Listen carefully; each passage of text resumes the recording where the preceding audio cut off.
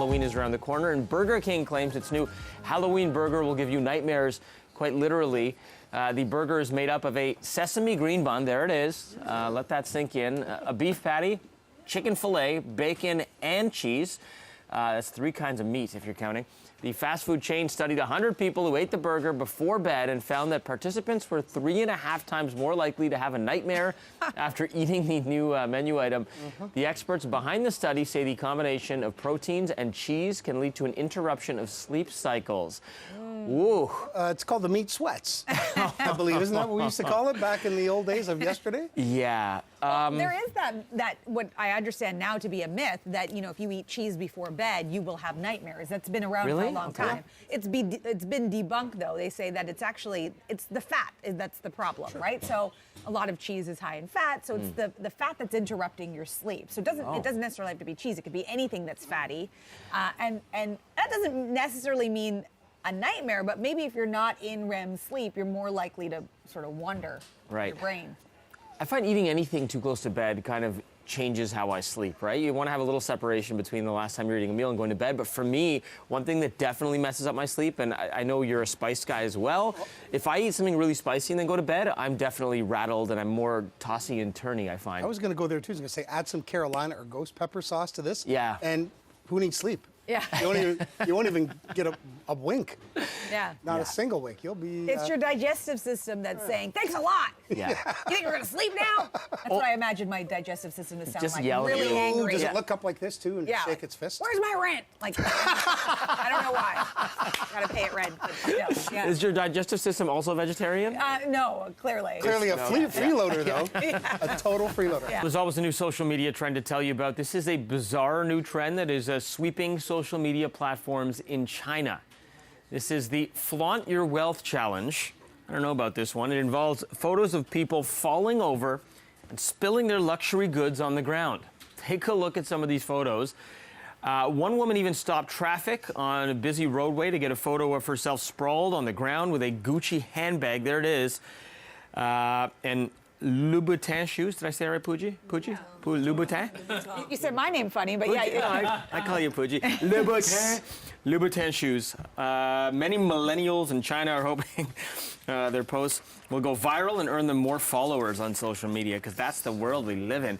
This is a terrible challenge. By the way, hello to the gang on the Hello. Hi. So obnoxious. Yeah. This is very obnoxious. Very and obnoxious. I think, you know, like, it's only a matter of time before we start to hear the stories of people who were robbed, right? While this was happening. I think you deserve to get robbed if you do That's this. it. That's what I was thinking. Exactly what You were Mika asking said. for it, or somebody gets hurt.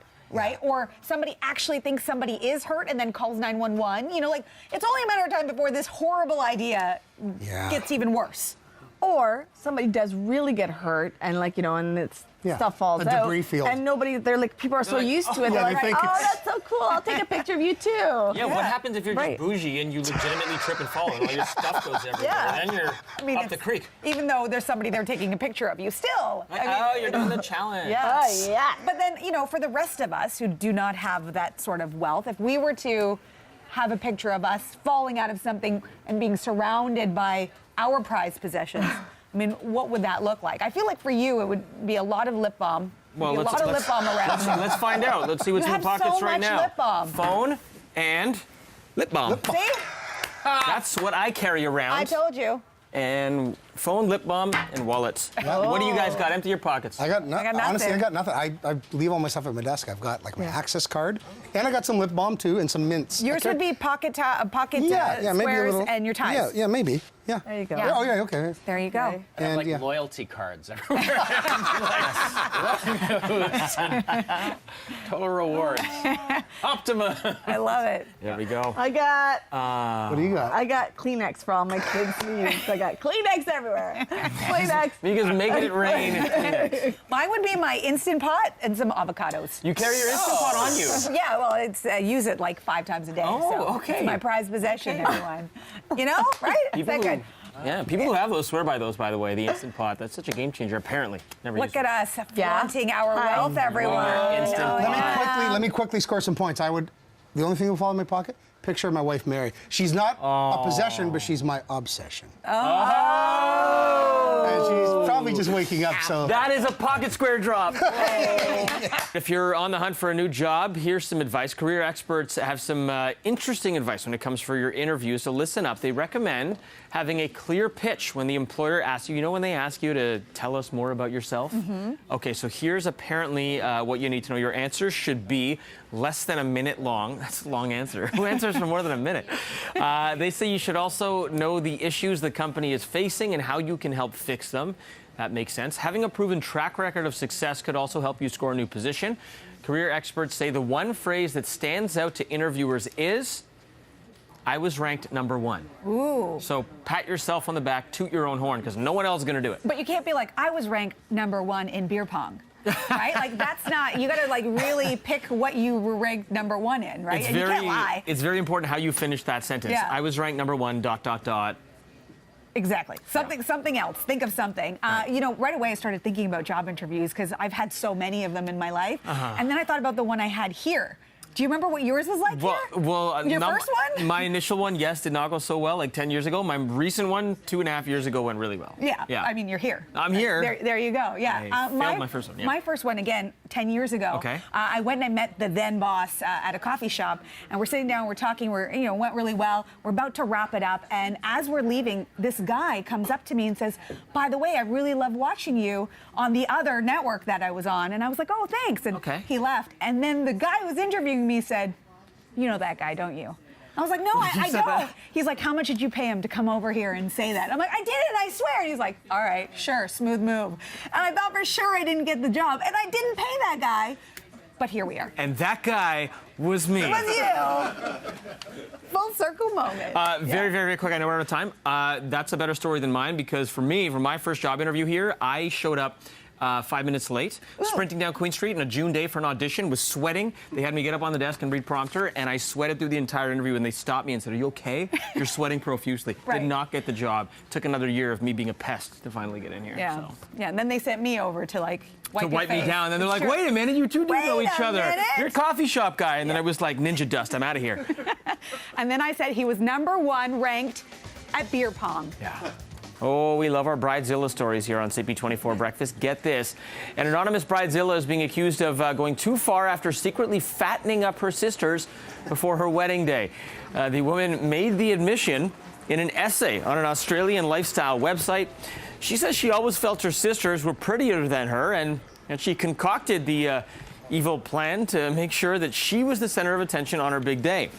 The woman says she began preparing smoothies every morning in the months leading up to the wedding and secretly used protein powder meant for gaining weight. She admitted to choosing unflattering bridesmaids dresses for her sisters. Is this offside, and if so, how offside is this? I mean, this is horrible. The fact that she did it to her own sisters, too. I read the backstory here. So apparently they all lived together, okay? So her fiance at the time, the two sisters, and the bride all lived under one roof. So, she was surrounded by her older, what she said, beautiful, popular sister, and then her younger, really like great personality, really fun, younger sister, and she was kind of in the middle, and she says she's plain, but her fiance loves her for her, obviously. That's why they're getting married, and just has always felt that way her whole life. So what she would do is she would make them those smoothies every morning saying, hey, we're all gonna look great for the wedding, and then she would put sometimes triple the protein powder to fatten them up. Oh man, this is horrible. It's the Seinfeld yogurt method. Fat-free yogurt. Why stop there? Why not go like Fat Panda suit, or the Panda suit, or the sumo suit? Go novelty, and just turn them into just gigantic human beings. Yeah. And then by comparison, you'll look lean. Or just cover their faces. Put some masks on them. I mean, she also chose yellow, a certain type of yellow, so that they would look sort of green and pale and like washed out. Yeah.